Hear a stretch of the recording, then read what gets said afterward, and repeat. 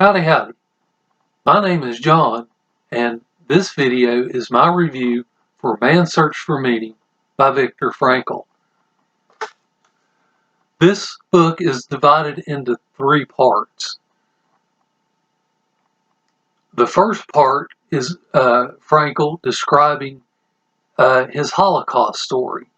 Frankl was a trained physician and psychiatrist. Before the war started, he lived in Vienna. After the war started, he was imprisoned and lived in 4 different Nazi concentration camps. The first part details how he was able to survive the death camps. And, he witnessed a lot of men just give up. And when they would give up, they would just lie on the floor, and no amount of beatings or cajoling would get them up, and they would just lay there until they died. But he was able to stay optimistic, and he described several of the methods that him and the other prisoners used. One way was finding beauty wherever they could see it.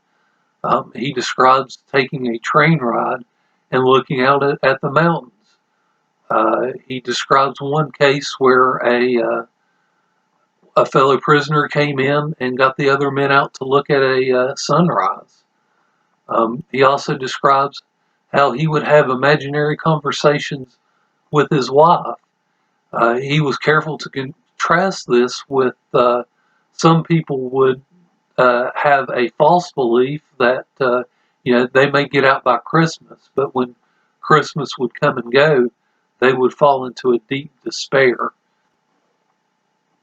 He also he had a completed manuscript for a type of therapy that he had developed that he lost when he was arrested. Part of his motivation was to be able to rewrite the book.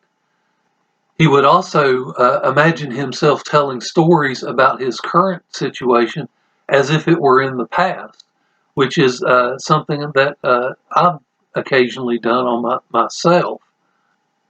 Lastly, he came to realize that what we expect out of life is unimportant. What's more important is trying to understand, what does life expect out of us?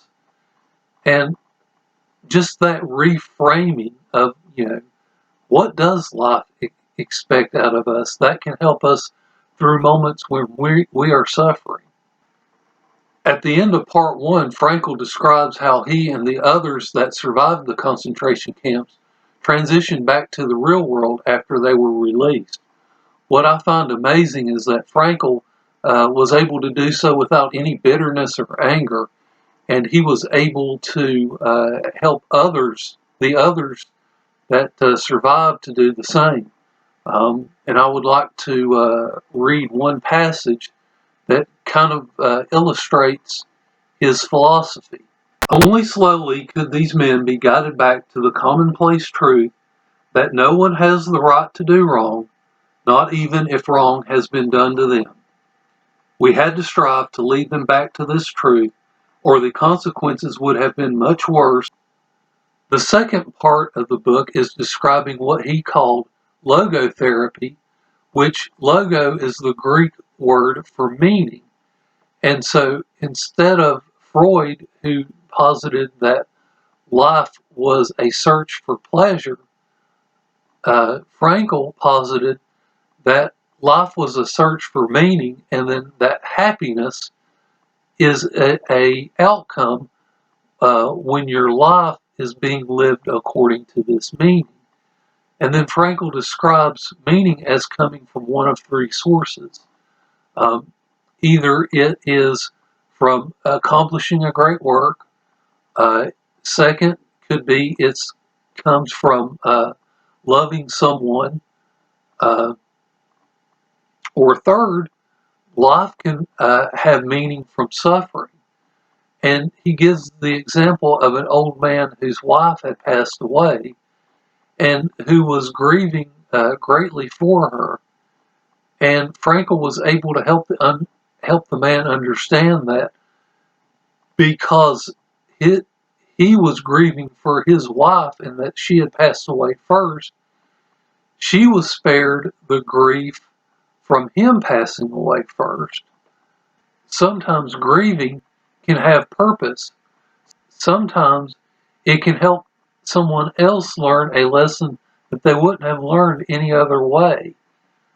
Sometimes, there are a lot of healthcare workers who work with older people. Those people have jobs because of the older people suffering. And here again, not necessarily the most pleasant way to look at life, but you know, this type of suffering, really, there's not anything we can do about it, but to find the meaning that comes with it.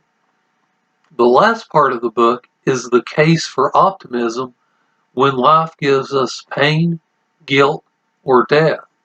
And he briefly goes through each of these three options and tells us why we should be optimistic.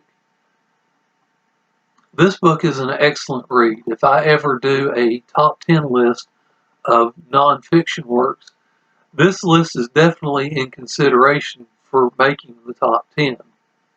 Thank you for watching this video, and I hope you enjoy the rest of your day.